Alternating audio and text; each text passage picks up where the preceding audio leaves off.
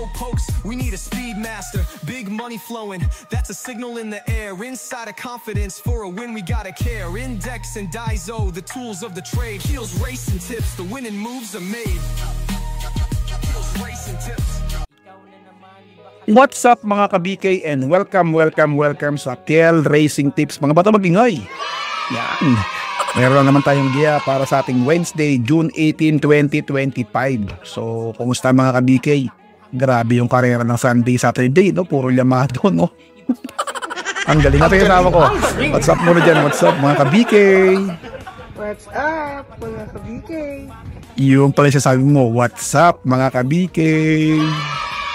Ang galing. So, meron tayong karera ng June 18 Wednesday. Ayan. So, tara, let's go. Parang patumpik-tumpik pa. So, mag-ingat-ingat po kayo, ha? Grand Copa na. So, uso ng mga biyahe-biyahe dito. Alright? So, ito na. Let's go.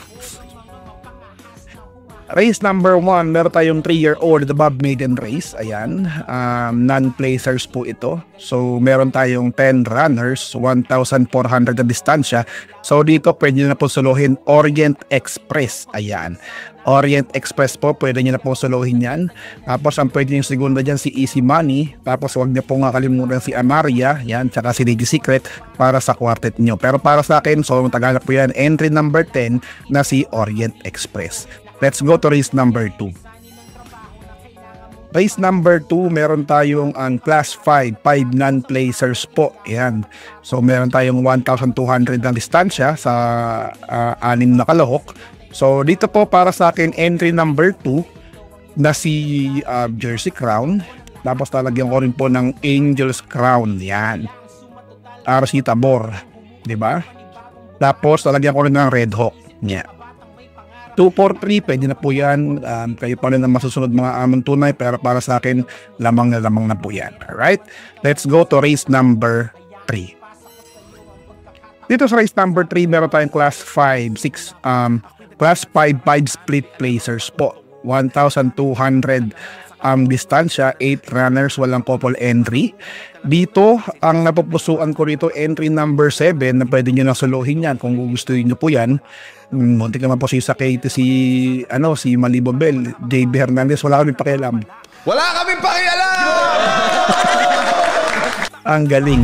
Wala kaming pakialam. Alright, para sa akin dito, maboss ko dito, entry number 7 na si Tokyo Rumba. Lalagyan ko siya ng entry number 2 na Malibo Bell. Tapos lalagyan ko rin siya ng entry number 1 na dihado ko a long shot, entry number 1 na G-Colt. Yan, baka baka magtabor-tabor yan eh. Si Borta tsaka si Hapon. Ayan ha, si G-Colt. Tapos meron pa tayong isa dito na ilalagay dito para sa kwarteto ng iba kundi si entry number 6 na si Baling Rikit. O, di ba? Nakaraan, nanalo naman si Jordan Guerra, yung entry number 9 na Flying Eagle natin. Baka manalo siya ulit. So, ilagisama nyo po yan. 7-2, 1-6, 7-2, tibay-tibay na po yan. Pero kayo pa rin na masusunod, mga among tunay ha. Ulitin ko lang ang kakanggiya dito. 7, Tokyo Rumba. 2, Malibo Bell. 1, G-Colt. And of course, number 6, si Baling Rikit. Alright, let's go to race number 4. Uy, ano na to? Dito sa race number 4, meron tayong class 5, 6 to 10 split. Ayan. So dito, 1,200 na distansya, 8 runners, walang couple entry. Entry number 6, pwede nyo lang po suluhin yan.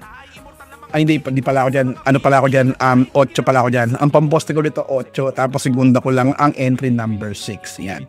Tapos lalagyan ko siguro to ng entry number 2 na si Streisand. Pwede na yan. Mabigat-bigat na siguro yan. Sama nyo si entry number 3 Lucky No kung gugustuhin nyo, kayo pa rin ang masusunod. Para sa akin dito, pamposte ko dito West of the East, tapos si Etnad. Okay na po yan. Alright? Let's go to race number. Sama natin siya, no? Si entry number 3 para sa yan. Quartet nyo, para sa quartet nyo guys. 8-6 pwede na po yan, or 6-8.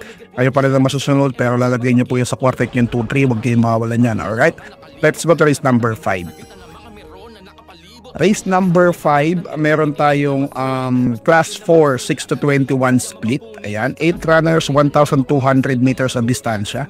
Dito para sa akin, lamang na rin po yung entry number 4. Ayan, entry number 4 na si Ardseb. Malagyan ko po siya ng C-Rice, hindi na si Opie Cortez ng C-Rice eh. Si Pato Dilema na, baka naman. Yan. Lalagyan ko yan ng C-Rice, entry number 3. Tapos lalagyan ko siya ng entry number 1 na Queen Gabi. Pero nakapagtaka lang, no? Bakit hindi inupuan ni Pato Dilema si Queen Gabi? Mas inuna pa niya si C-Rice. So siguro okay na ako dito sa 4-3. Okay na ako dito sa 4-3. Mabigat-bigat na yan. Pero kayo pa rin na masusunod mga amonto na yan. Tapos lagyan natin ng entry number 7 na si Batang After 7. Yan. Dahil 7, Batang After 7. Kayo pa rin na masusunod mga boss ha. So dito Ardseb tayo, C-Rice, Queen Gabi, and of course Batang After 7. Let's go to race number 6. Dito sa race number 6, meron tayong class 5, 11 to 15 split. 8 runners with 1,200 meters ang distansya. Dito para sa akin, lamang na rin po itong entry number 2 na si Freddy's Cutie. Yan ang pamposte ko mga boss ha. Tingnan nyo mabuti. Hindi entry number 7 na muntin na maposte sa Katie ha. Tapos talagyan ko siya ng entry number 7. Entry number 7 na si Tugatog. Yan. Tugatog. Tapos talagyan ko siya ng Karing Melody. Along shot natin dyan. Tapos talagyan natin ng entry number 6 na si Golden Jaraywa. Alright? So dito, tayo dito 2756. Alright? Wala tayong entry number 1 na si JB Hernandez na Watch Bell. Wala kaming pakialam. So kayo pa rin ang masusunod. Pwede nyo sa amin. Hindi ko naman sinasabing walang panalo yan ha mga boss. Ayoko lang recently kay JB Hernandez sa ginagawa niya sa karere. Alright? So dito, para sa akin, entry number 2 na si Freddy's Cutie, segunda ko si Tugatog, lalagay ko si Karing Melody, and of course, Golden Jaraywa. Alright, let's go to race number 7. Race number 7, meron tayong class 5, 6 to 10 split, para tingnan na po ng yung winner take all. Pick 6, pick 5, pick 4, DD1, extra double at double. Alright? So meron tayong 8 runners, walang couple entry, 1,200 meters pa rin po ang distansya. Ayan. Kayo pa rin na masusunod at para tingnan na po ito. Bahala po kayo, po si Sakiti ang ligiron.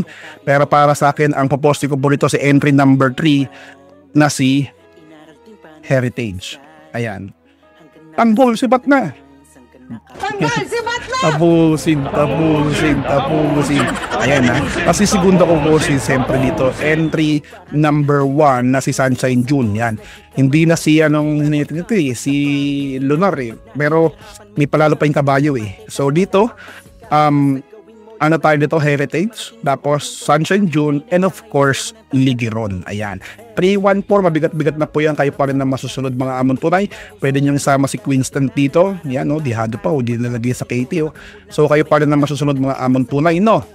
So, para sa akin dito, entry number 1, ay entry number 3 na si Heritage, entry number 1 na si Sunshine June, and of course, entry number 4 na si Ligiron. Alright? So, that's all about it. Kita-kits ulit tayo sa araw ng Friday, Munggo.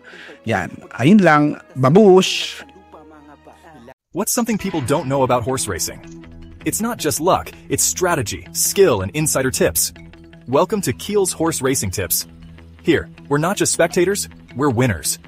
Whether you're a seasoned punter or a racing rookie, Keel's got you covered. Catch glimpses of Keel breaking down the stats, reviewing the races, and giving you the thumbs up on the best bets. With Keel's expertise, you'll be making your way to the winner's circle in no time. So saddle up and join the excitement. Hit that subscribe button now for exclusive tips and insights. Ride with us to the winner's circle. Subscribe now for winning insights.